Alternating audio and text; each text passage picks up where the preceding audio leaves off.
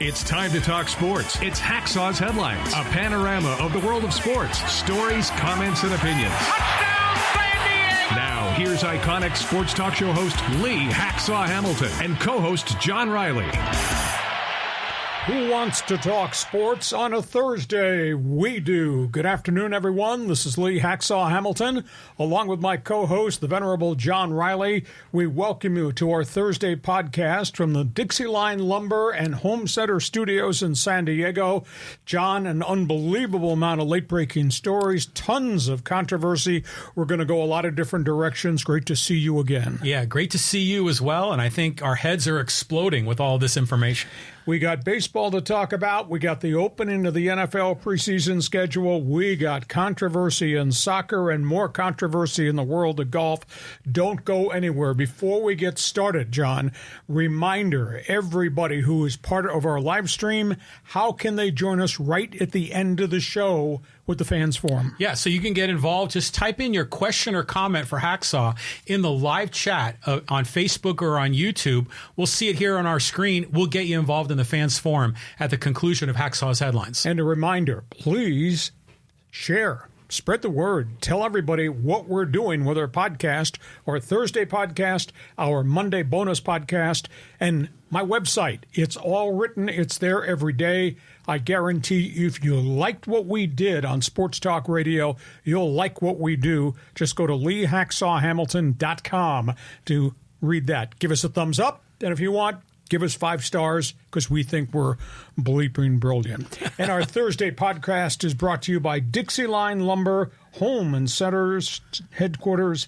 Dixieline Lumber. Fix it. Build it. You will enjoy it. Topic 1. Oh, my God. The Padre game last night was a disaster. So, Lee, we got to break this down here. Padres have an off day. That means they won't lose, won't disappoint, won't have excuses. Padres, I think, have one last chance to step up and try to save their season, and it starts tomorrow night in Arizona against a woeful Arizona Diamondbacks team who had its 15 minutes of fame when they got to first place and have gone right down the chute since that point in time. There are so many problems right now as it relates to Padres baseball. Here's the schedule. They got 7 games in the next 10 days with Arizona. Arizona at one point was in first place in the National League West, and Arizona since that point in time has bottomed out. All their pitching's gone away, injuries, fatigue, too many young arms, and they've kind of stopped hitting. They're not the same team they were first couple of months of the season. Friars have to batter Arizona. 7 in a row. They need to beat each and every game, the Diamondbacks, because then they get 3 with first place Baltimore. Now, they do get 3 with Miami, but then they go away, and they got to go to Milwaukee, and they got to go to St. Louis, and they play 6 on the road where they haven't played real well. Friars are on a 1-5 skid. They've never recovered from what the Dodgers did to them. And now the stuff spilling out of the clubhouse after a 20-minute closed-door meeting after the back-to-back losses in Seattle, and Juan Soto says, "We quit as a team. We gave up. This is unacceptable," said Manny Machado. Jake Cronenworth said, "We were flat." And, of course, the manager in recent weeks has made those statements about motivation, fire, intensity. Dude, we're 110 games into the season. Why are we having this conversation using those phrases about quitting, etc.? It's just really an ugly scene. Fernando Tatis just absolutely looks fatigued. He is in a hole that we've never, ever seen before. Tatis, 7 for 71. Whoa. Just a shade over 100 in like his last 16 games. Swinging a junk out of the strike zone. He looks tired to me. He's just not getting anything accomplished. Manny Machado, struggling again. 0 for 14 stretch. Juan Soto, 4 for 20 black hole. And the guys that A.J. Preller traded for, Garrett Cooper, Hee-Seop Choi, 1 for 17. 1 for 17 since the trades from Pittsburgh and Miami. And Scott Barlow, who came from Kansas City, ERA 13.50. And I'll tell you, I went back and did some checking. We're still offended by how this whole Dodger series ended. Do you know the Fab Four of the Padres in this Dodgers series, the 4-game series they had. The Fab Four hit 188. Oh, jeez. Do you know this season against the Dodgers, all the games they've played, they're 2-8. Fab Four collective batting average 228. Unbelievable. The Dodgers Fab Four, you can name any one of those big bats, starting with Mookie Betts and Freddie Freeman. In this series, they hit 327 to the Padres 188. Unbelievable. And for the 10 games they've played this season, the Dodgers Fab Four hitting 290. Just awful. And the other thing, I look back, did some digging around here on the trade deadline transactions, and the Padres gave up on Ryan Weathers and finally moved him to Miami in the Garrett Cooper trade. But they also traded 4 minor leaguers, including the young left-hander Jackson Wolf, who had 1 start in San Diego, did very well. Do you know the 4 young players that he dealt away? He gave $1.4 million in bonus money to those 4 guys, starting with Jackson Wolf and a couple of the others. $1.4 million, and gave up on them to go get guys hitting 1 for 17 and go get a reliever, 13.50 ERA. Money is no object. It's not his money, but it's obvious to me, overpays, sign these guys above the slot after he drafts them, or signs the international free agents above the slots. Don't get your return on the investment because you're shipping the guys out in all these different transactions. That's $1.4 million gone with a snap of the fingers at the trade deadline. And these kids were doing well in the minor leagues. Jackson Wolf had the 1 really nice start. I don't know, what kind of business model is this? Is this the right way to conduct business? I know it's not my money. It's not your money. It's not season ticket holders' money. Well, in kind of a degree it is. So you got all that. And then, by the way, you got the letter in the mail. Season ticket prices are going up 10 to 15%. 3rd year in a row, they had raised them 18%, 20%, now 10 to 15%. Wow. And you can say it's Peter Seidler's money, but in essence, you're paying for Matt Carpenter's contract. Yeah, it's exactly right. And Drew Pomerantz's contract, and on and on and on and on. Okay, so I've given you a lot to talk about. The more I dug into this, I thought, oh, this is terrible. So your response to another closed clubhouse meeting, your response to what's happened to El Nino and La Salsa and Soto, and what's happened to the newcomers, and everything else. My Fab Four versus your Fab Four. I'm sorry to ruin your day right out of the gate. It's just a train wreck. You watched that game last night, and the Padres run into bad luck, but they also, like you say, they look flat, they look fatigued. And I go back to Manny Machado, and whenever he's interviewed in the clubhouse, he has this sort of persona of, hey, we're pros, we're grinding, we're working every day, we're going to get through this, and it's the same tired line. And I sometimes wonder if that's like removing the urgency from the team. Granted, maybe behind closed doors, well, I'm sure it's behind closed doors, it's a different vibe. But it seems like, we're professionals, we're getting paid, and we're doing our best, but, it's baseball. This seems weak. You're 55 and 60. You are way back in what is the last throes of trying to qualify for the last wild card spot. It's hard to believe that a team with this much talent, these guys making this kind of money, that great Gold Glove defense, quality starting pitcher, best closer in the game, and you're 55 and 60, and the only thing out of your mouth is, we're grinding. Everything's okay. We still got games to play. Schedule's against you right now. Yeah, and I did not bring up what happened September 1st. You look at the schedule starting in September 1st. Okay. They're not going to win. Not when they're playing who they're playing, starting September 1st. But that's another topic for another day because, geez, we got all this stuff to talk about. A ton. Yeah, I just want to comment on Preller. That deal, you see they sent him over to Weathers to Miami, and he got lit up, in his first outing. And yeah, he's trading a lot of those prospects, but he keeps replenishing the farm. Now, granted, we talked about how he's given away the farm twice. Now we're working on the 3rd time, but that's kind of his currency on how he makes those deals. So he doesn't have to give up too many of the, let's just say, prime talent, if you want to call him prime talent, at the MLB level. Well, you can sign anybody. My golden retriever could sign a bunch of kids for the farm system, overpay all of them. Mm-hmm. And that's been his methodology since he came in the front door. Overpays the slot system for draft picks, goes abroad, overpays in the Pacific Rim or in Mexico or in Cuba, and then he trades a whole pile of these guys away. This is his team.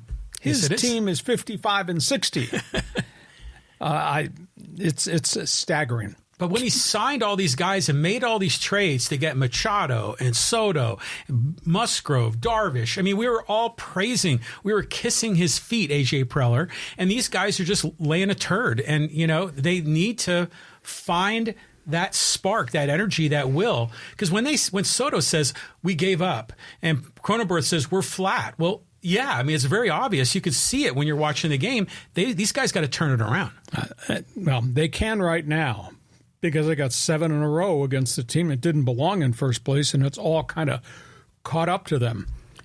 Hey, join us on Fans Forum. Just tell us what you think about the state of the Padres mentally, emotionally, physically, and from a leadership standpoint. Okay, we go from that. Let's move on to another hot spot in baseball. Yeah, the Yankees. I guess there's been a crazy story with Aaron Boone. Boy, these meltdowns are unbelievable. This is beyond Bobby Cox, who was an umpire agitator. This is probably equal to Earl Weaver, who every time he came out of the dugout, he was kicking dirt on the umpire's shins and on home plate. Aaron Boone is just in total meltdown stage. Now, he's got a team that's got all kinds of problems. I mean, the injury list is utterly ridiculous. Better team on the disabled list than actually on the field. I don't know where the general manager, Brian Cashman, is right now because he was kind of silent at the trade deadline. Now, they got some young players they've brought up. Maybe there's nothing left in the farm system. They sure paid a lot of money to a lot of guys who got hurt, and they paid some real money to guys that have not contributed at all this season because of injuries. So Boone is going crazy with all the home plate umpires. This has been a continuing saga, I'd say, since June. So he just got tossed out of his 6th game in like the last 2.5 months, and he's been fined and he's been suspended. So he goes haywire over balls and strikes count. He comes out of the dugout, which is an automatic ejection coming out of the dugout to bark about balls and strikes. And he puts on a tantrum that I have not seen since Earl Weaver flipped his hat and was kicking the umpire's shin guards and kicking dirt on the plate. He stands at the batter's box. I don't know if you've seen the video. He stands at the batter's box, and he takes his spikes in his hand, and he draws a new line for the batter's box. And then he's standing there going right into the umpire's face, and then he turns around, comes back, and goes, the ejection salute. Yeah. So he was ejecting the umpire. So he's mocking the umpire with all of his gestures. Big time. Yeah. Yeah, there'll be a letter from the commissioner's office. Please send your check to MLB on Park Avenue, New York. What an absolute disaster. But they've got so many problems there. You know, they lost Aaron Judge. He's hit 1 home run since they came off the DL. He had the real significant toe injury when he ran into the fence at Dodger Stadium. Giancarlo Stanton has not really paid back on the investment they made a couple of years ago when they got him out of Miami. DJ LeMahieu, who's been chronically hurt. I mean, he's one of the top hitters in the American League a year ago. Josh Donaldson is just done. The shortstop, third baseman's got a chronic calf. Anthony Rizzo's go back on the IL. First it was back. Now it's a concussion symptom thing that goes back a couple of months. Harrison Bader, their center fielder, can't stay on the field. He's got calf injuries, hip injuries, etc. Domingo Germán, who had thrown a no-hitter a couple weeks ago, he's left the club. He's been removed. He's been sent to alcohol rehab. Carlos Rodon, they gave a ton of money to. He's had 3 different injuries. He's back on the IL. And Frankie Montas, who they traded for from the A's, blew his elbow out. He's in surgery. He's not made enough progress to come back. So, I mean, the Yankees roster is a mess. Their GM is either paralyzed or just does not want to trade any young guys away.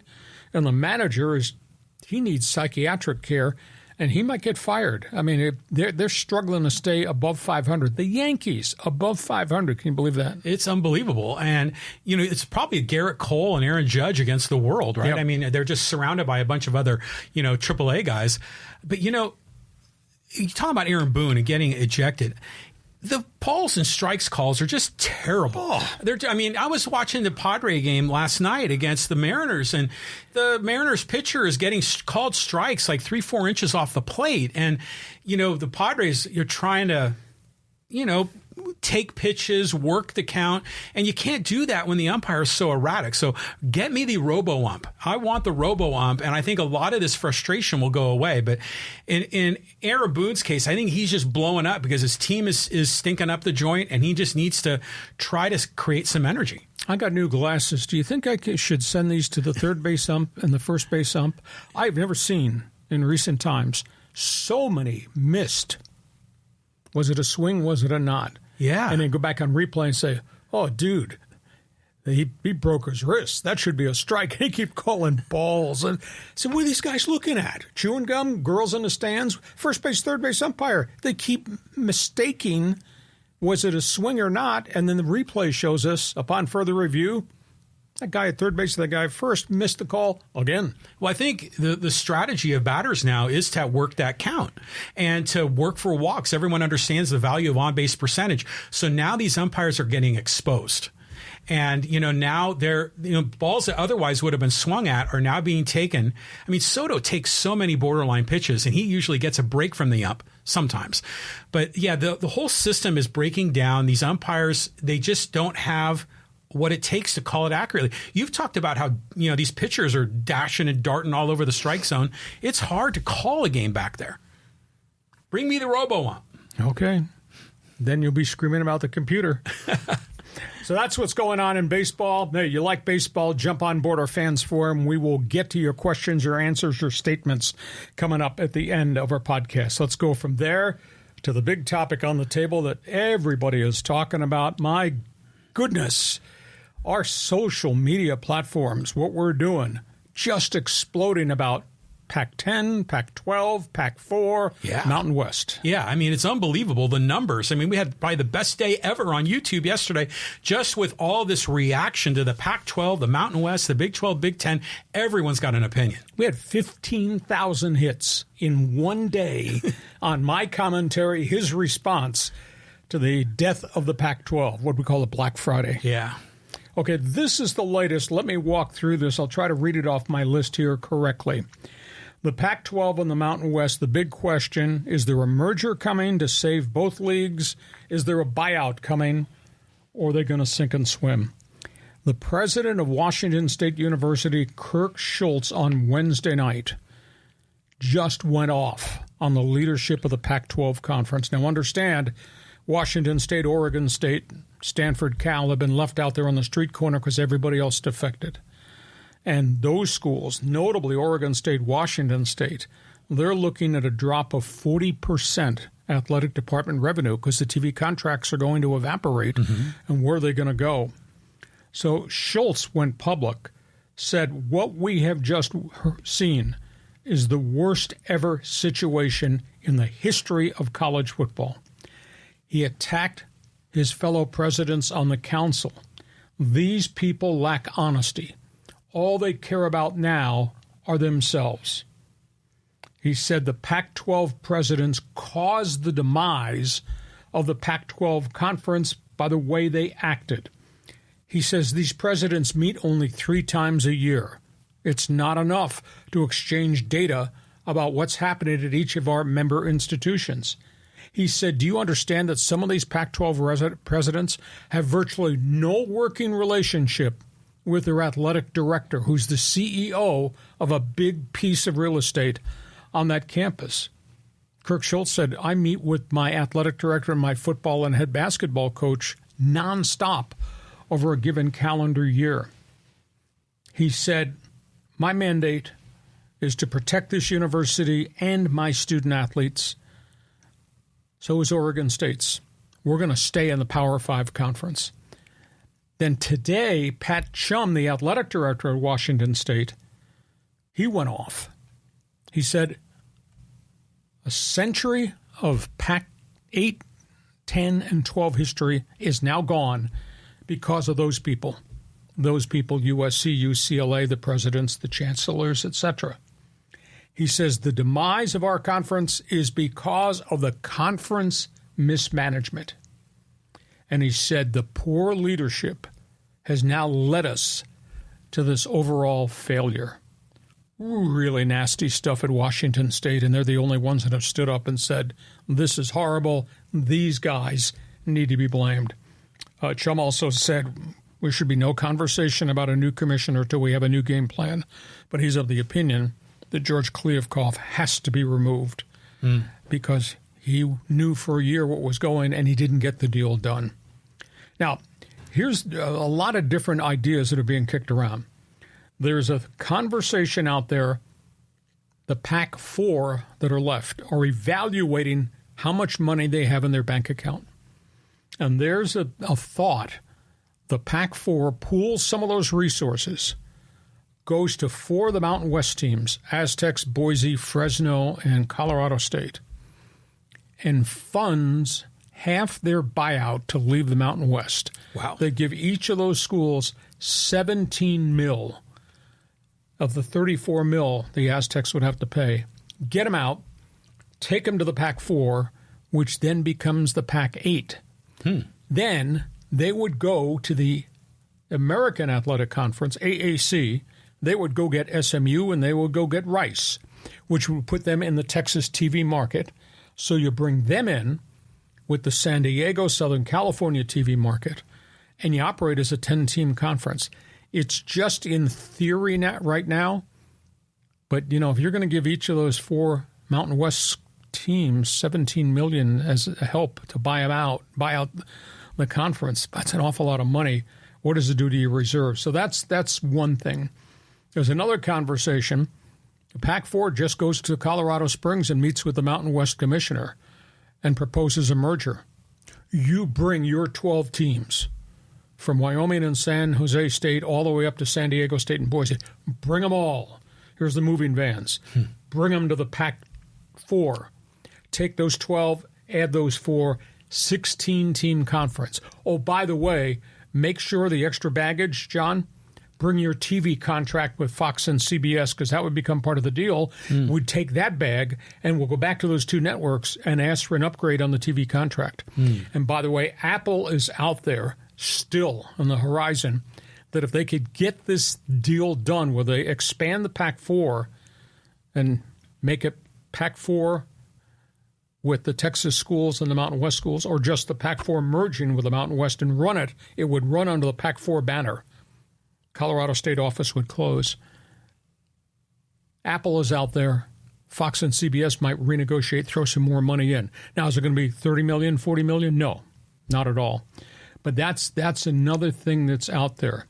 The Mountain West continues to say, well, once there is a decision what's going to happen with Cal Stanford, we want to talk to Oregon State and Washington State about joining us. But I can't see the Beavers and Cougars stepping down to go from what was a Power 5 to a Group of 5 conference. So that is still out there.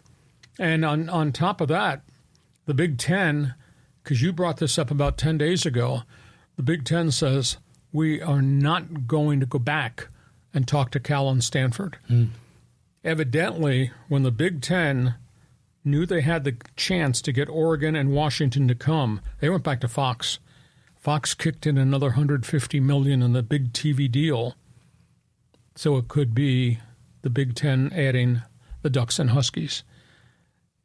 And on top of all that, the anger. You can cut through the anger in the Pacific Northwest with a chainsaw. Oregon State and Washington State are now dropping hints. Rivalry game? Apple Cup? Civil War? We're not going to play Oregon and Washington. Oregon State and Washington State are talking about canceling the Civil War game and the Apple Cup game, which are the end of the season game. I mean, that's their rivalry game. Talking about they did that to us, we're done with them. So, like I say, there is so much anger and there's so many things being discussed. Now you know why I have a headache. Go ahead. Yeah. Well, you figure that it's like, you know, your girlfriend breaks up with you and then goes for the, you know, the new guy, you know, and they're going for all the money. In some ways, you can't blame them. But Washington State and Oregon State had such little leverage in the Pac-12, and they're the ones, that are left holding the bag. But yeah, there's got to be a way to merge these two conferences together, and hopefully they do it under the Pac-12 umbrella so you retain the Power 5. But I go back, for years, for decades, San Diego State's wanted to be in the Pac-12 forever, and they could never get in. And it was largely because of academics. And the University of California, Berkeley, kind of treating San Diego State and the whole state college system as sort of like a little brother. Well, now suddenly Cal and Stanford jumping into bed with San Jose State and Fresno State and San Diego State. The academic community is probably going to have their heads explode if they think that they're on the similar par. But I don't know if they have any other choices right now. It's really hard because you're correct. If we drag everybody from the Mountain West in, now we're bringing in a lot of substandard academic institutions. But see, this whole problem was caused by your guys, your presidents in the Ivy Tower looking down at everybody. Yeah. It's a mess. My gut feel, if the Pac-4 has the resources to help the Aztecs and Boise and Fresno and I guess Colorado State, would be screwing Air Force. Yeah. But it had the resources to help them buy out a chunk of their exit fee, bring them. Because then if you got 4 Pac-4 schools, you're bringing 4 from the Mountain West, and you go get the 2 in Texas, which is probably more about TV sets than anything. Now you got a 10-team conference, and at least you're competitive. It's not as sexy as it was before. No Trojans, no Bruins, no Ducks, no Huskies. Maybe that's the way it's going to work, but it's going to take some time. Well, a lot of these other conferences are not as sexy as they used to be. Like the, the ACC? In football, it's like, they have Florida State, right? But not a whole lot else. Well, Clemson hasn't fallen off the cliff. Yeah, but, and then the Big East, blew up. So everything it's all SEC, Big Ten, and then the Big 12 to a lesser degree. And then the ACC and the remnants of whatever's left out there from Black Friday. Yeah, and Conference USA, and it's all blowing up. So I think the idea of these presidents of these universities, these ADs, have just got to forget the past. This is a new world. There's more money. There's more NIL. There's more transfer portal going on. There's a lot bigger deals with TV, and all these old traditional, paradigms are breaking down. I concur. You got a comment on Fans Forum. There's your invitation. Message us in the chat box. Let us know what you think about the things that are being discussed right now. From there, we got NFL football. Yeah, it's going to be starting here real quick, and I'm looking forward to seeing all these new quarterbacks and head coaches. Yeah, a lot of storylines around the National Football League. Let's just kind of run through this. Indianapolis Colts. It's been weird because they've got the contract mess and the injury mess with Jonathan Taylor that's not been solved. Jim Irsay's public stance about money. You add into that Gardner Minshew, journeyman quarterback, but kind of a gunslinger, has refused to give up the starting quarterback job to Anthony Richardson, the number 1 pick out of Florida. AR-15 is going to start in the Colts' first preseason game, but Minshew is going to play the equal number of snaps that Anthony Richardson plays. It's interesting. Indianapolis now desperately needs a running back because Jonathan Taylor's hurt and he's got the contract issue. They brought in Kareem Hunt, who's got like over 5,800 all-purpose yards and 48 touchdowns, ex-Chiefs, ex-Browns. Brought him in, did not sign him. Now, I don't know if it's because Hunt is asking for a ton of money or Irsay is trying to devalue the running back position and he only wants to give him the veterans minimum. But I would have thought he would have been a lock and he could play immediately and help them, and instead he's gone. Arizona. You think you got problems here living in this heat? How about the heat the Cardinals are going to have? Now, there is no Kyler Murray. There is a new coach, obviously, a lot of new staff members, new playbook and all that. They don't have a starting quarterback. They've gone through all the OTAs and all the spring workouts, and now a couple of weeks into camp, they got 4 quarterbacks, and all 4 are going to play in preseason games. Colt McCoy was supposed to be the backup, but he hasn't set the world on fire. And nobody knows how long Kyler Murray's going to be out. Might be 4 weeks, might be 6 more weeks recovering from knee surgery. So you got the Cardinals situation where 4 different guys are going to run out there at quarterback. Holy cow, that's not good at this late date. Chargers, boy, they're excited on offense. Now they have a setback. Today, at about 11 a.m., they lost Josh Palmer, the big, rangy receiver, Tennessee. Wow. Went down, we think it's a knee injury. made an unbelievable catch in full contact and got crushed. They haven't indicated whether it's a torn knee ligament or just a sprain or if there's something else that happened. But that's too bad because he had 72 catches last year, averaged like 12 yards per catch, made a bunch of big plays down the sideline. Now, the Chargers are really excited. They've got a 6'4" receiver that they had on their developmental squad all last year, a kid by the name of John Hightower. And he's had a remarkable camp. He's caught 8 touchdown passes. Nice. In all the workouts. He's exceeded Keenan Allen, Mike Williams. So keep an eye on him Saturday night in this game. Quentin Johnston, the number 1 pick, big, tall athlete, kind of looks like Mike Williams, has made some big plays, but he's dropped a bunch of balls. He dropped a bunch of balls last year at TCU. Also, there's a huge fight for starting spots in the secondary. So if you're watching the Charger-Rams game, J.T. Woods, Mark Webb, Jasier Taylor, all fighting to steal a starting job. So that's the latest with the Chargers. Raiders, we talked about Jimmy Garoppolo. He will play this weekend.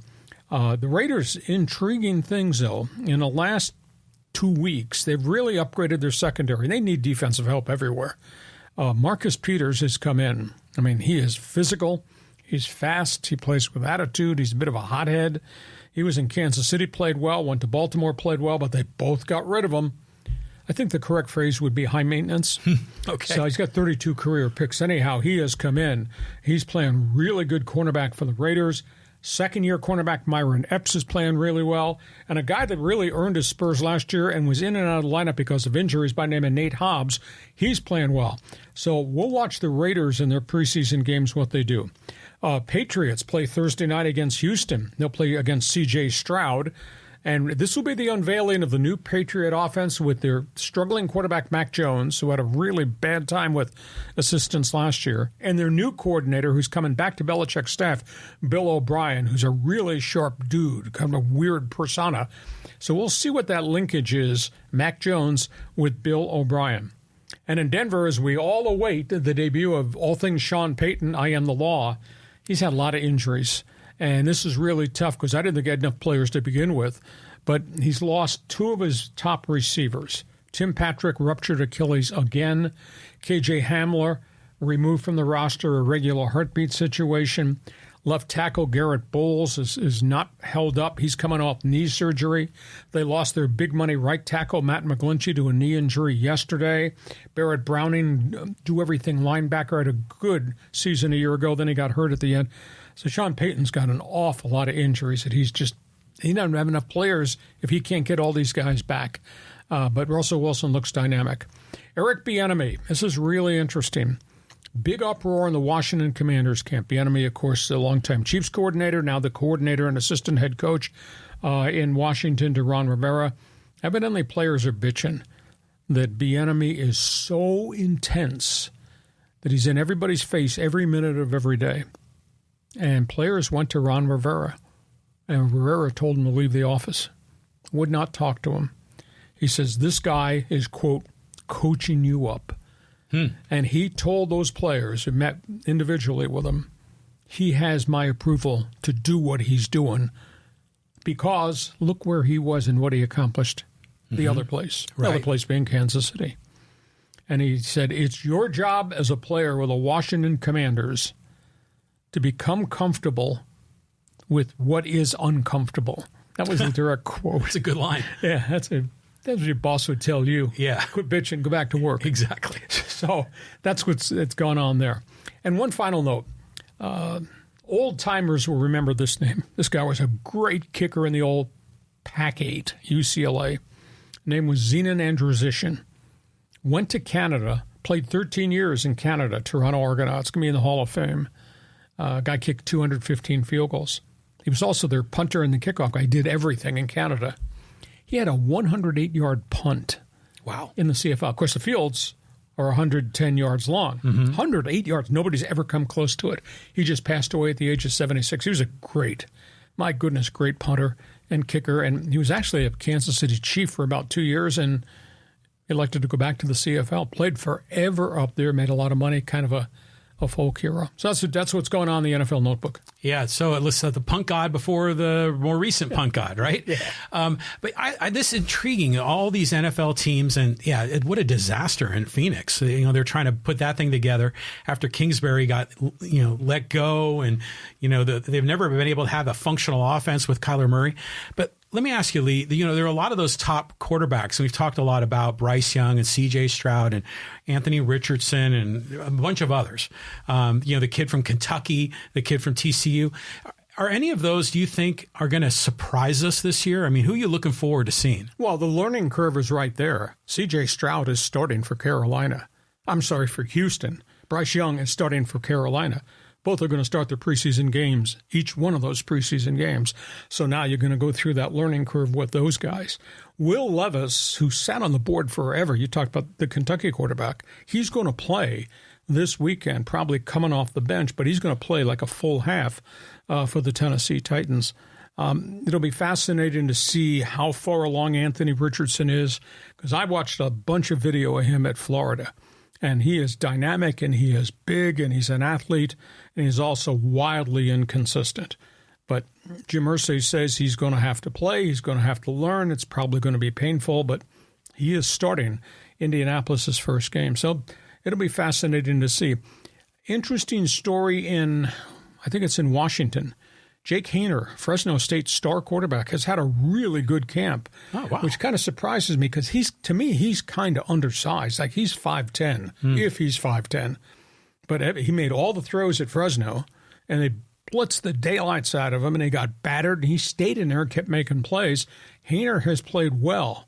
Now, granted, Sam Howell, second-year quarterback, is going to be the guy, and Jacoby Brissett, journeyman quarterback, is going to be number 2, but Haener's going to play in some of these preseason games. So that's where we are, and quit bitching. Just go back to your stall in your computer.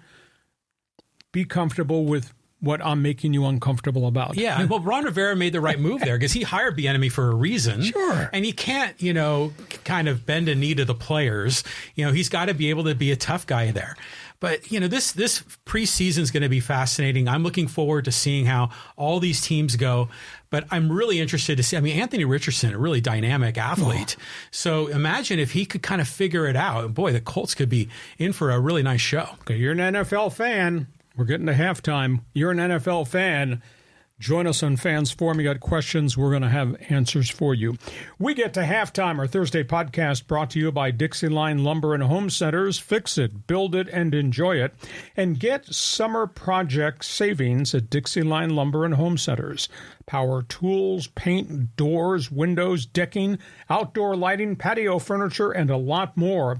And check out the great monthly promotions. Just go to DixieLine.com. Dixie Line, 9 locations to serve you in San Diego County. Fix it, build it, enjoy it. This is who Dixie Line is. And our thanks to Dixie Line for joining us here on our Monday and Thursday podcast. We went from talking NFL football. Let's talk about football abroad, John. Yeah, football abroad. There's a lot going on. The Premier League's about to get started here. English Premier League starts on Friday. A lot of storylines, new faces, new places. Let's run through some soccer headlines. Anybody going to beat Manchester City after what they did last year? 22-1-2. Wow. We talked about Erling Haaland, very early, the Norwegian. He had 52 goals last season in his debut season for Manchester City. They add a goal scorer, Joe Vardial from Leipzig, but they lose a couple players too. One went to Saudi Arabia. So many people have gone to Saudi Arabia. Manchester City, though, is still the team to beat. I'm intrigued to see what Manchester United is all about, because the Red Devils bring in Mason Mount, goal scorer. I think he was with Chelsea. They wound up getting from Spain Rasmus Højlund.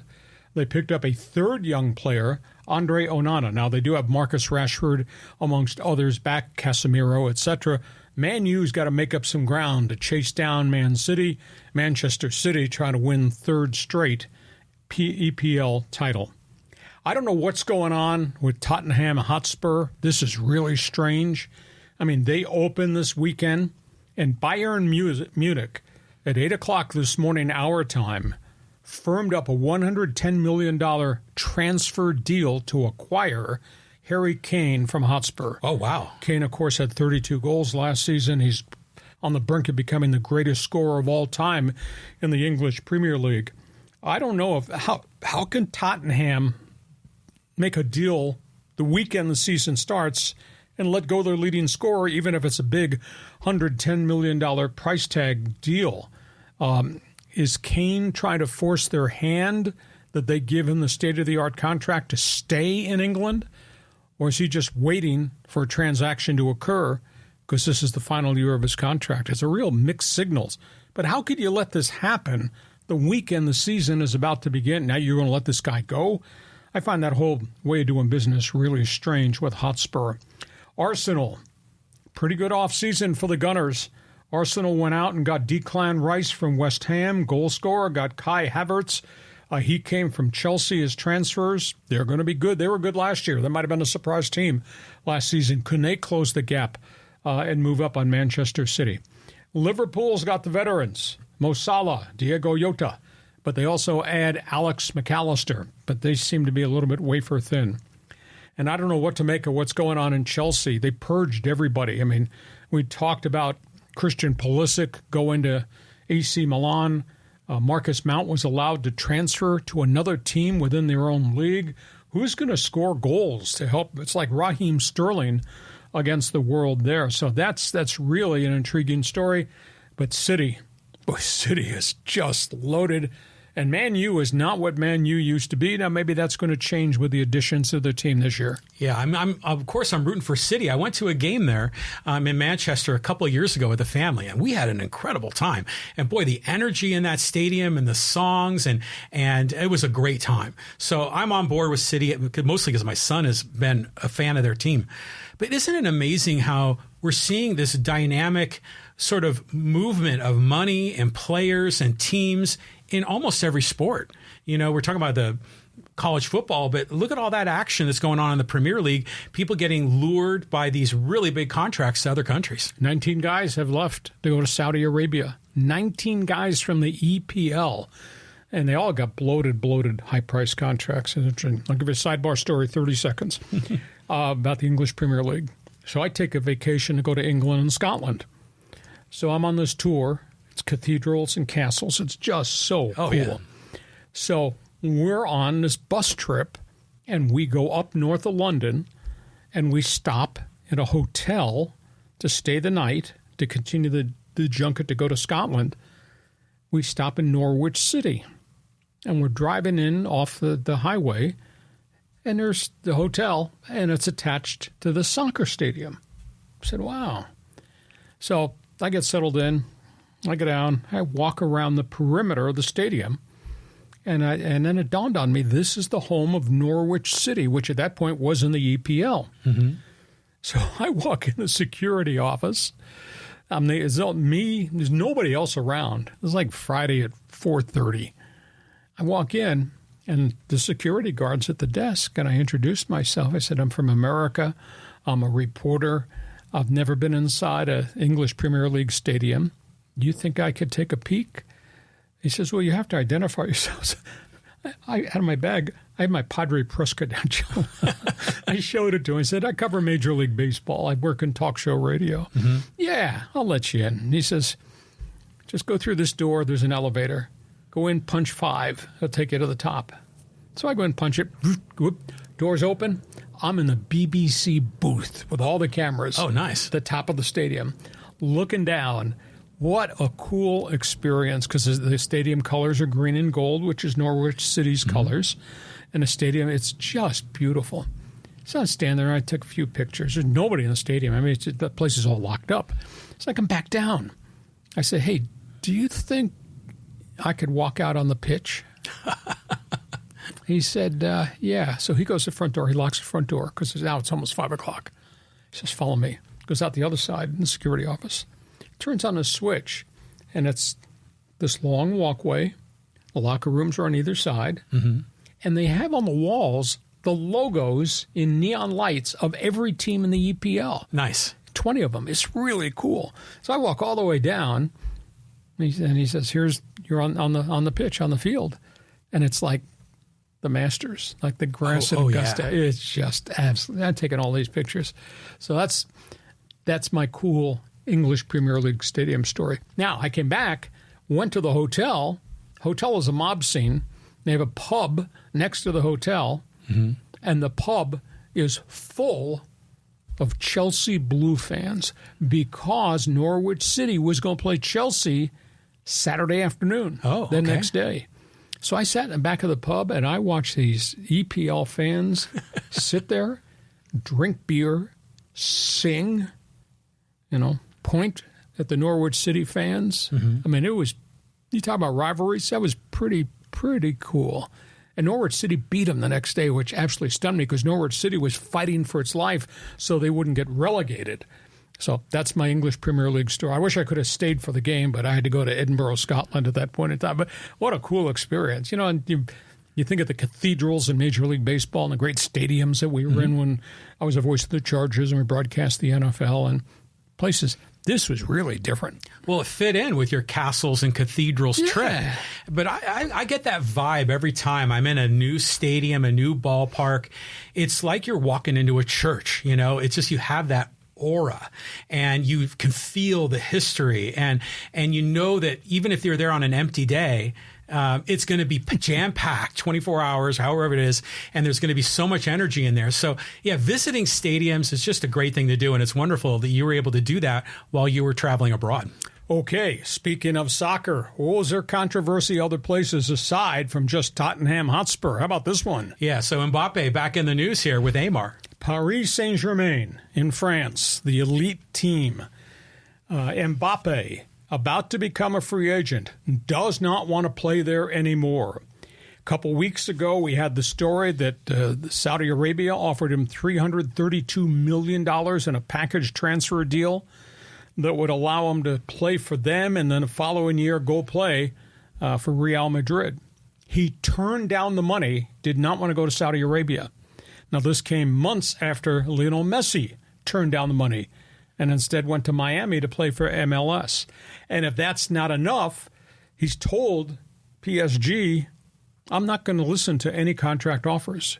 Either you're going to do a transfer deal that's going to send me to Real Madrid, or I'm going to go on a free transfer and my contract is up. So PSG's in hot water. And now they got another problem because their third star wants out, Neymar, South American superstar. He said, move me, franchise deal. Otherwise, I walk on a free transfer next summer. So here's this legendary franchise, which has gotten raided and has got all kinds of money issues with guys who have been offered phenomenal dollars to go to Saudi Arabia and instead of going other places. So that's interesting to see because it's a legendary franchise. This is kind of like Real Madrid, FC Barcelona. This is kind of like Manchester United back in the day, and they can't hold on to their players. By the way, Messi, one of two things. His old dog can still play, or MLS isn't real good. Lionel Messi has scored 7 goals in his first 4 games for Inter Miami. Wow. That's pretty good. So that's the soccer update. That dude's talented. It's interesting, all these guys moving around, the players trying to call their shots, like a lot of the NBA players, when LeBron, hooked up with Chris Bosh and who was the other guard there? Wade, in Miami. They're trying to assemble these teams. I wonder, are the soccer stars doing that internationally, or are they just flat out going for the money? Well, they're going for the money because there is a play fair rule as it relates to AKA salary cap in soccer. But Saudi Arabia doesn't subscribe to a salary cap, and that's why they're offering this unbelievable amount of money for these guys to jump. Okay, from soccer, slap shots and saves. Let's talk hockey. Yeah, always breaking news here, especially with the Ducks and the Leafs. Yeah, let's talk about what's happened. Most of the free agents are off the board. Now another one has just left. Toronto Maple Leafs, in a bit of a surprise, and they got salary cap problems. Toronto has signed former starting goaltender Martin Jones. He won a ton of games for the Seattle Kraken last year. Former San Jose Shark, former LA King, pretty good goaltender. He goes to the Leafs, where he'll probably wind up battling for the starting job. Not good news for the Ducks. They're in the midst of rebuild. They have lost one of their center icemen. Isaac Lindstrom played here for the San Diego Gulls for about a year and a half. Went up there, was pretty competitive, scored 16 goals, ruptured Achilles tendon, training in Sweden. He's going to miss half the season. The other interesting story as it relates to the Ducks, that means the draft pick, Leo Carlsson from Sweden, is going to get the chance to be a starting center iceman. It's interesting because there was a theory that if he did not make the Ducks as a 19-year-old, they'd let him go back to Sweden. Mm-hmm. But now because of the Lundestrom injury, Pat Verbeek, the general manager, just indicated this week, if Carlson's not ready to play in the NHL at age 19, he's coming here. He's going to play for the San Diego Gulls. Oh, wow. And we're talking about an elite, top of the draft board guy. Oh, right on. Coming here. This might be the best NHL draft pick that's ever put on a Gulls jersey if he winds up here and if he doesn't make it there. We'll see. But, we talked about extensively for the hockey fans. We talked, should they have taken Adam Fantilli at number 2 or take Carlsson? Well, they took Carlsson because he's a multi-position guy. Probably took Carlsson not thinking to have to play him at center ice. Fantilli went to Columbus. He's going to be on an opening night NHL roster. But how about that? If Carlson's not ready, Carlsson wears Gulls colors opening night in October. That's a real high draft pick. That's a real talent. Yeah, I think Gulls ownership and general management's got to be fired up about that possibility. They sell a lot more tickets. But, we talked about the NFL quarterbacks kind of getting thrown in there like Anthony Richardson, but they're still maybe in their early 20s. I mean, this kid's only 19. Yep. And I mean, he probably barely shaves. So it's intriguing to see if these guys are going to be able to handle that pressure and the physicality in the game. The physicality is the big issue. The wear and tear, because, these guys, they play 72 games. NHL's schedule is really tough. The wear and tear factor is huge, but he's a big guy. He's 6'3", 205 right now, and you put him in a weight training program and nutrition, he's going to be much bigger on that frame in year 2. So we'll keep an eye on that. I wish we didn't have to talk about this, but we have to talk about this. Okay, we're going to talk about Phil Mickelson? Oh, my goodness. Oh, yeah. I saw the headline for this. So you got some updates here, Hacksaw? Phil Mickelson has had a long issue with betting on sporting events. Lost a ton of money. Reputation taken a phenomenal hit. There was a new book that's just about to be released. It's written by one of his longtime friends, and that becomes the issue, Billy Walters. Billy Walters is a gambler, a very successful sports gambler who got into a relationship with Phil Mickelson, and Mickelson's got, quote, a gambling addiction.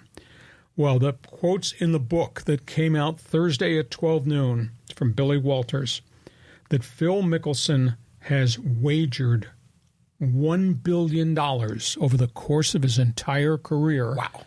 As a pro golfer. Wow. That's about a 14-year span. That he lost $100 million of his wealth gambling over these many years. Federal records that are encompassed in this book that Billy Walters has put out show that he transferred huge amounts of money to gambling companies, including a $3 million payment to a bettor in Detroit. Guy won $96 million in his career, and it's all gone because of his gambling debts. Oh, wow. He, of course, got dragged into insider trading a couple of years ago and got caught.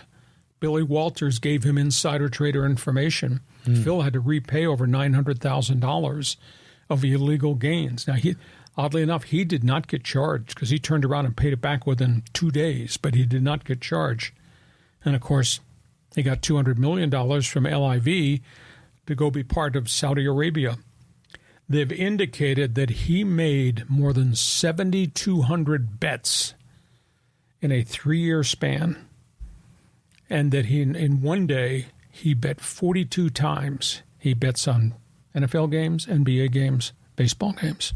There's also a report that Phil Mickelson tried to place a $400,000 bet on a Ryder Cup that he played in. Oh, wow. I guess the big issue I have with this, he's got a sickness. He's got an addiction, obviously. He says he went through rehab and he no longer bets. Who knows?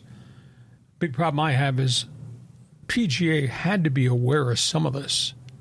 And they let him just continue to play and play and play. Mm-hmm. I mean, PGA has disciplined guys like Dustin Johnson and others for things like domestic abuse or cocaine. They had no knowledge that Phil Mickelson had this depth of gambling addiction.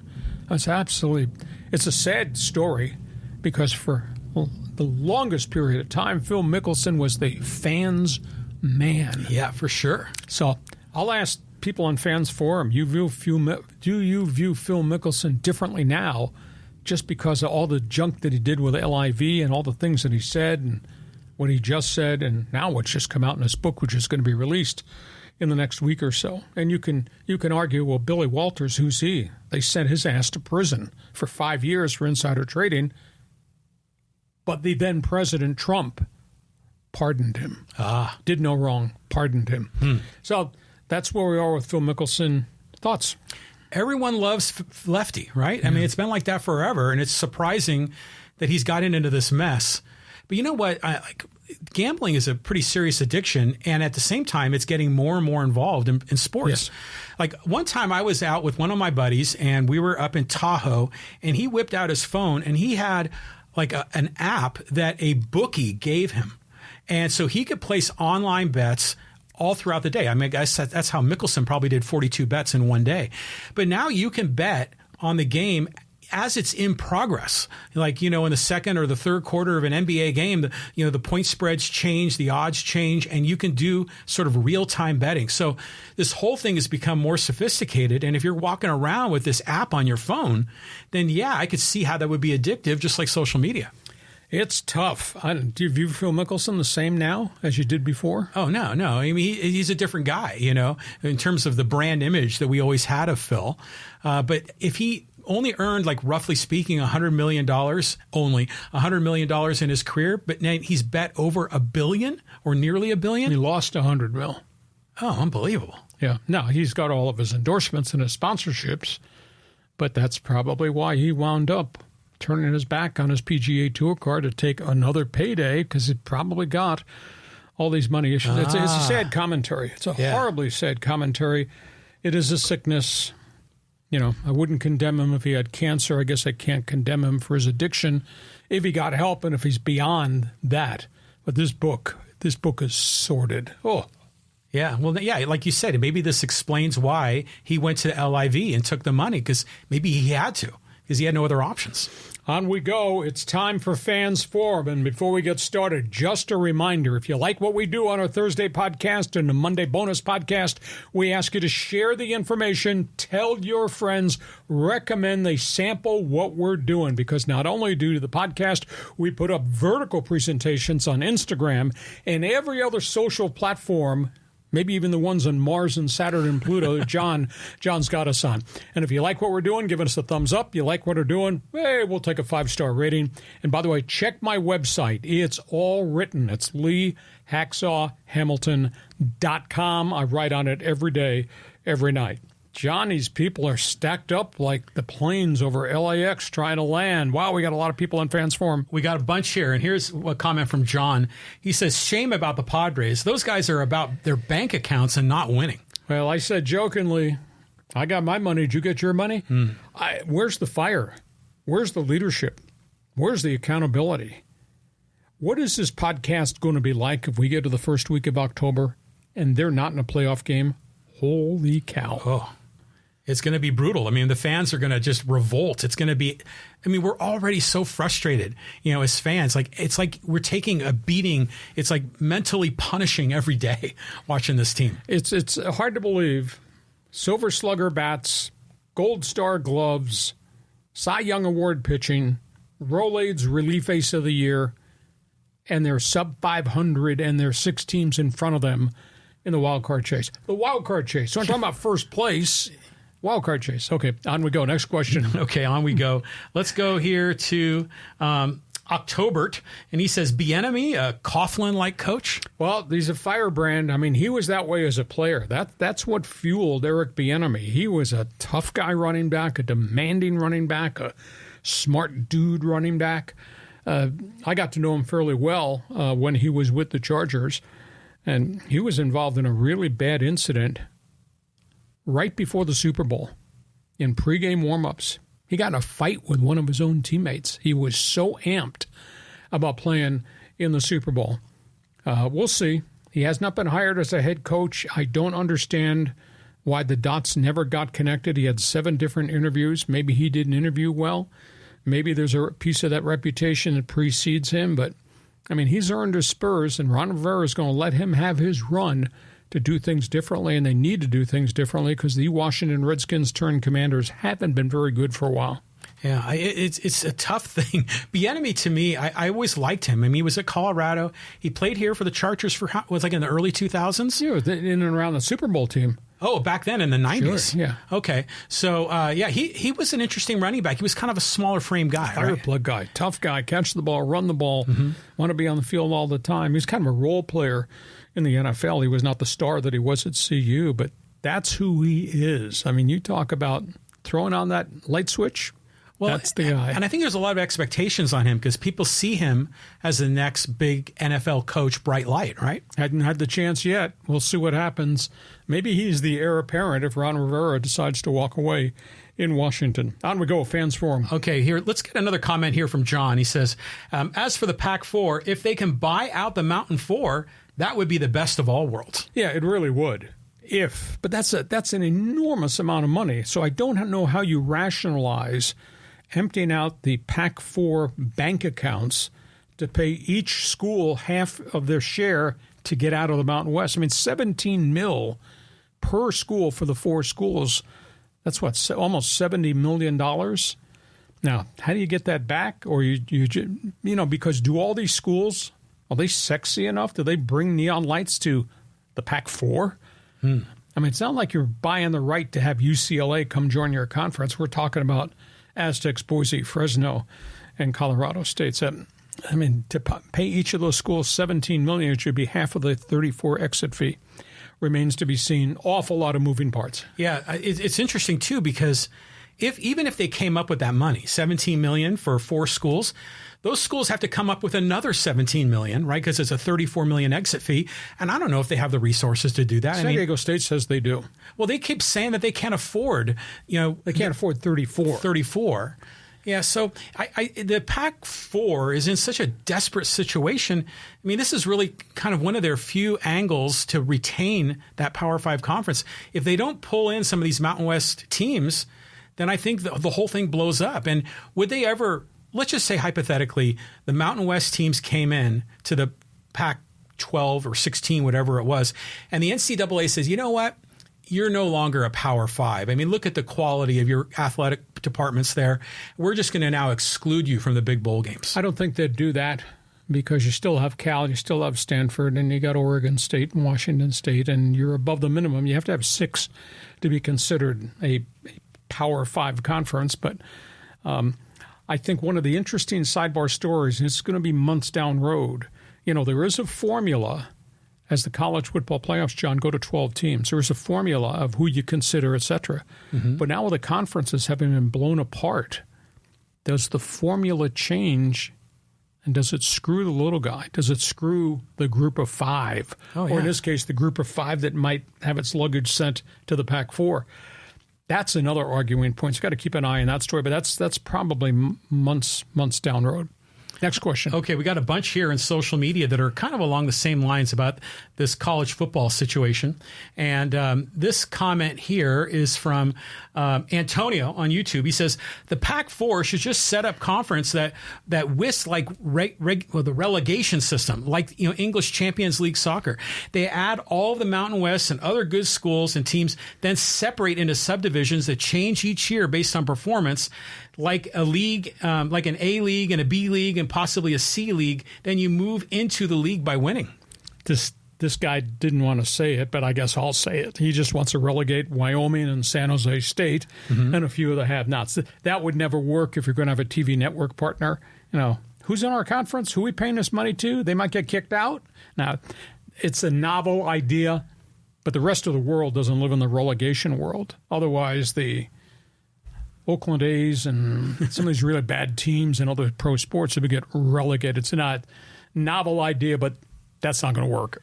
Well, it just seems like college sports, particularly college football, for the longest time, they didn't have a playoff system. Remember, there was like co-champions, and the teams that were champions never played each other. And it seems like it was always money. It was always the guy in the back room with a cigar that was in charge of the bowls that ran the show. It's almost corrupt, And so now I think maybe some of that's breaking down. I'm not sure. Well, the Spectrum was over here way back in the day. Mm-hmm. And now because of all the realignment and the TV contracts, and there's so many different networks that want to be part of the players, now that it's pinned, gone all the way to the other side, and it's totally out of control. This might be a short order fix. Maybe some normalcy is going to come back. Nobody that I know is real happy with the structure of college football right now. It's utter chaos. And like a week ago, Black Friday, a historical day in college athletics. Let's move on. Who else wants to sound off on social media? Lots of reaction, Lee, this past week over the U.S. women's national team. I got to bring up one of the comments. Let me tell me what you think of this. This is from J.K. Cammy. He says, Lee, I'm tired of your Trump bashing and your boy Biden lies, steals, takes bribes, and flushes our country down the toilet. I'm no longer a fan and won't follow you. Peace out. Everybody's entitled to their own opinion. There's a whole bunch of angles to this whole USA women's national team crisis. One of the things that bothered me, and I guess I should have mentioned it last week, was Team USA should have beaten Portugal, did not, nearly lost to Portugal. USA had the chances against a very much more physical Netherlands team, did not win that, and then obviously had the ton of scoring chances and didn't put it in the back of the net against Sweden. I guess one of the things that I think has offended a lot of people is the women on the U.S. national team, after all these ties, were acting like we won. Geez, you should have lost to Portugal. I don't know, you should have been jumping for joy and smiling. They were jumping for joy and smiling because they were going to go to the knockout round. Played much better against Sweden. Could have won against Sweden, but did not. And my response was, JK, I was commenting on Trump's comment and condemnation of Team USA and mocking them and mocking Megan Rapinoe. We do cover the stories here. Now, whether you buy the opinion, that's on you. But we cover the story, so we had every right to talk about what that guy did to the U.S. team. He offended an awful lot. I wonder if he offended every female athlete across America. It's going to cost him some votes. Now, if you want to get into a political argument, maybe I should be a guest when you have your podcast. Yeah, maybe. Yeah, that would be good. You're kind of like Hacksaw off script here. Yeah. Oh, we really go off script. At the end of the day, full disclosure, I don't like either one of these guys that we may have to vote on. Yeah, I'm in the same boat with you. I'm tired of Joe, and I would never, ever want that man, your man, to lead us ever again. And at the end of the day, and the bottom line on this whole discussion, if you have a right to have an opinion about Trump, I have a right to have an opinion anti-Trump. Did we say First Amendment? Yeah, right on. Hey, just email me when you get your own podcast, and I'll be glad to talk politics, if not sports, with you. But on we go. And Team USA, there's going to be changes. The longer this goes, I believe there will be a coaching change. I don't think this thing is destitute. I don't think this is face down on the gutter. They've developed so many good young players. Maybe what we should say is, hey, the realistic thing is these other countries have caught up because they got athletes and they're funding. And our great athletes, starting from Mia Hamm to Hope Salo through this group here, are all now handing the baton to the next group. And I think we got collectively a really good group of young players. I mean, they had 11 shots on goal against Sweden, and they hit crossbars, and they had shots blocked. The goaltender was phenomenal. So Sweden beat Team USA. It's not that Team USA underachieved. I thought they played really well, and they got a chunk of these girls are going to be coming back. Does that make sense? Yeah, it does. And I think the team is promising going. I mean, really, the next World Cups for both the men and the women. I mean, USA could be in a great spot. America first, right? So, but it is kind of weird how, politics has sort of infected sports, and it's not just in soccer, it's in everything. And it's kind of sad because back when I was a kid, I mean, they were separate worlds. But they're similar. They're both like team sports. They're both tribal politics and sports. But at any rate, you got a lot of pushback. I'll just tell you that on social media. Hey, thanks for listening. Thank you for following. If you like it, great. If you don't like it, too bad for you. But we're going to continue to talk about the topics on the table. Let's move on. Okay, let's move on here and let's talk a little bit about the Aztecs. And this is from Michael, and he says, do you believe Brady Hoke and his coaching staff has recruited from the portal a better grade of talent and charisma than they had last year? Last year at this time, Coach Hoke was bragging up Braxton Burmeister as our quarterback. He was a talentless waste and was a quitter on the team towards the end of the season. Hope he has not recruited any players that mirrored Braxton. Go Aztecs. Well, a whole bunch of things. I thought Burmeister would play well based on what I had seen, and I looked at video of him at Virginia Tech and talked to people back there. He got here. He was overwhelmed. He got here, got his brains beat out. He had 5 different injuries because he had a young offensive line that just was learning on the job, and it was just painful. I didn't like what happened at the end of the season, but then again, I didn't like that Will Haskell was thrown off the team, in essence, run off by the coaches. But the more you dig, the more you find out that Will Haskell is a real academic issue, and Will Haskell didn't want to work well, and Will Haskell wound up having to go to a junior college to get his associate degree. He's now at the University of Washington as a walk-on. I blamed Hoke a lot for that whole mess, but I think there's a story behind the story where they just said enough is enough. Did he recruit well in the portal? I don't think he did. Not this year compared to last year where he got offensive linemen, defensive players. I think they got hurt by the NIL because the guys, the big linemen they were in on, somebody else showed up at the last minute and said, more money. And they're not going to come here and play for $2,000 a month because that's all the Aztec Foundation can give them. That's all they can afford. And they go somewhere else. The prime example is the big right tackle that they had great aspirations for, Josh Simmons, 6'7", 310. Now, he struggled really badly last year, but he played every snap. And they think he's a prototype tackle or guard. And all of a sudden, he got tampered with, and he was out of here. He wound up at Ohio State. Why? $50,000. Wow. That's what they paid him. So the Aztecs didn't do the portal as well this year because they don't have the money that everybody else is throwing out there from the Power 5 conferences. That's going to change. I would bet a year from today we're going to have a different structure in the NIL because I think Congress and the NCAA are going to come up with a foundation and an infrastructure that will control this thing across the board. And you won't have Ohio State making phone calls in the middle of the night to parents to tamper with kids like Josh Simmons. Because I swear that's the story behind the story as to why you lose one of your top offensive linemen. So big season ahead. We'll see if Jalen Maiden is the real deal under Ryan Lindley's new offense. If you're an Aztec fan, red and black scrimmage Saturday night, Snapdragon Stadium. We'll get a feel a couple of weeks out. They play my alma mater, Ohio U, in the opening game of the season. They got a great schedule. My goodness, have they got a great schedule. Like college football, go see the great schedule. Mm-hmm. And you might not be happy about the prices. You might not be happy about Brady. You might not be happy about the fact that they've had all these quarterbacks come and go, and it's not a position of strength. But they are playing UCLA here, and then they're playing all the enemy. All the bad guys come here this year. Boise, Fresno, Nevada. I think it's just a really colorful home schedule. John? Yeah, I'm looking forward to it. In fact, one of my buddies just invited me to the game it's the second game of the year. It's Idaho State. So he had an extra ticket. He said, hey, let's go. And I'm like, right on. So I'm looking forward to that. I think it's going to be great. But this whole structure in college sports, there are haves and have-nots. And San Diego State's always been in the have-not category. It's no wonder they've just so anxiously want to be on the big stage, and they legitimately deserve it. I mean, they're a much better academic and athletic, university than a lot of other programs around America. So it's a real shame, and I can't blame for the Aztecs for being aggressive to try to get to that Power 5 level.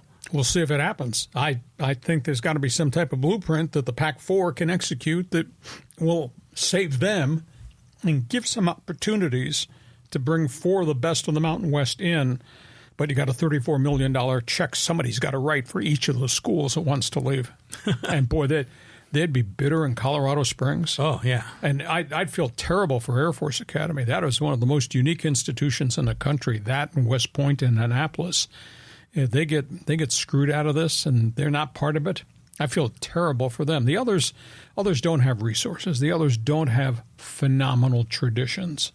Not Nevada, not UNLV, I got friends that work at the University of Wyoming, great place, but it's a scuffle to be who they are, where they are in the Mountain West. They're not going to be part of this transfer. Okay, we move on. Here's another comment here about sports media, and this one here. This is from John. He says, find myself coming back to Hacksaw for analysis of San Diego sports. The new batch of San Diego sports media seems so bandwagon and toxic and zero knowledge of history. Lots of reactionary takes that change on the daily. Thanks for the grounded content with in-depth analysis. You are right. We are bleeping brilliant. Thank you. Now, I enjoy it. This is what I do. This is who I am. This is why I have this history and this reputation. I will tell you up front, I really need help with my website. I need help because our followers have tailed off, and I'm not sure why or where, because the amount of information, you don't get this anywhere. You don't get this in your paper. I guarantee you don't get it on anybody else's website. But I need somebody to help me promote LeeHacksawHamilton.com so we can explode that. And I don't know how any of this worked. This is all his fault. Our numbers on our live stream podcast, on Instagram, every other social platform, John has dragged all of our stuff and put it on. Our numbers are phenomenal. We had 15,000 views in less than a week just on the Pac-12 topic alone. In just one day. One day. Yeah. So just amazing. So, hey, we are who we are. We cover a lot of information. I need some help with my website. But, hey, share. Tell all your friends all the different things we're doing. I have an answer for to solve the website issue. You need to sell your content to the LA Times. And then you could have, it would be the entire sports section, and they can have their magazine puff pieces to surround it. I sent a tweet out to the LA Times last night. Because here we are. The biggest stories are the Dodgers and obviously Black Friday Pac-12. And my LA Times has 4 soccer stories and a boxing story and a feature on Dodger baseball hats. And I understand the new leadership of the LA Times within the last month has changed the structure of their sports page, John, and they want feature writing and in-depth evaluations. They want magazine writing. Well, last I checked, magazines are in big trouble. Time, Newsweek, etc. I want game stories, notes columns. I want the standings. I want the statistics. I want the box scores. You want magazine writing? That's no problem. Just reinvent the once famous and proud LA Times Sunday magazine. And you can put anything in about sports in it that you want, including the great story that Bill Shakin did about Dodger baseball cap history. But at the cost of all the other important stories that you are ignoring? You got to be kidding me. If I were king, that would not be happening at my newspaper. It's the LA Times, too. I mean, that's like one of the top 3 or 4 newspapers in the nation. Past tense. Past tense. So, yeah, the world is shifting. I think there's a lot more video going on in social media. We're going to streaming, newspapers, magazines. Everything is different. But I'm telling you, that's a marriage that's waiting to happen. The LA Times and Hacksaw, you got all that content, and it would just blow up. And we can then pour over all that data like we did back when we were kids. Okay, that's an email you should send to the sports editor of the LA Times and make that proposal. Hey, we hope you've enjoyed our Thursday podcast. This thing is blowing up. We're responsible for the content. You're responsible. It's gotten so popular. Hey, we really appreciate what you're doing. And our podcast brought to you by Dixie Line Lumber and Home Center Stores. Build it, fix it, you will enjoy it. John, have yourself a great sports weekend. We'll be back here Monday with bonus coverage. Thanks again for being with us. And by Monday, I think everything's going to change again with the Pac-12. Thanks for being with us, too, on Hacksaw's Headlines. Join us again for Hacksaw's Headlines on YouTube, Facebook, and Twitter. And find the audio version on your favorite podcast app. Touchdown, San Diego! For more content, go to LeeHacksawHamilton.com.